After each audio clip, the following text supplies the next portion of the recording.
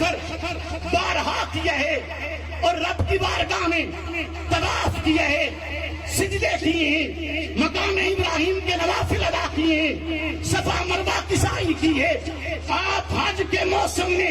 حج کو چھوڑ کر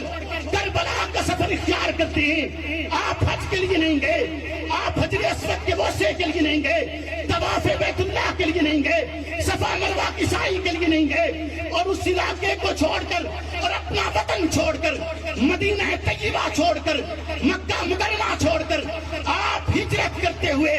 کربلا کے میدان میں آئے ہیں، تو آقا اور مولا کہتے ہیں، تخیلاتی بات ہے، ان کے اقوال کہتے ہیں، ان کی طرز زندگی کہتے ہیں، 56 سالہ زندگی بتلاتی ہے کہ جب بھی دیانت کے لیے، جب بھی صداقت کے لیے، جب بھی عدالت کے لیے، جب بھی سخاوت کے لیے، جب بھی اسلام کے لیے ضرورت پیش آئی ہے، یہ خانوادہ کھڑا ہوا ہے،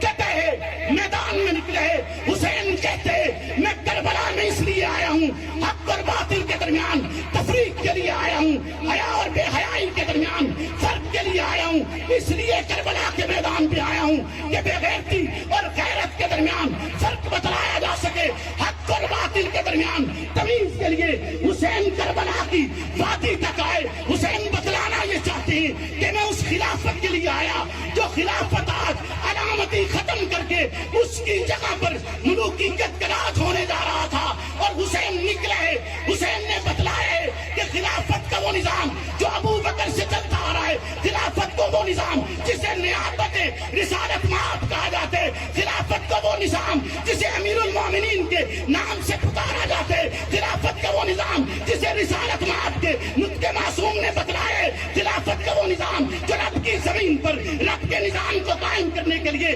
محمد الرسول اللہ کے خلفاء کی محنت اور طرز تھا۔ میں اس نظام کے بقا کے لیے، اس نظام کی حیات نو کے لیے، اس نظام کے اس طرز اور اس مقام کو زندہ کرنے کے لیے کربلا کے میدان تک آیا۔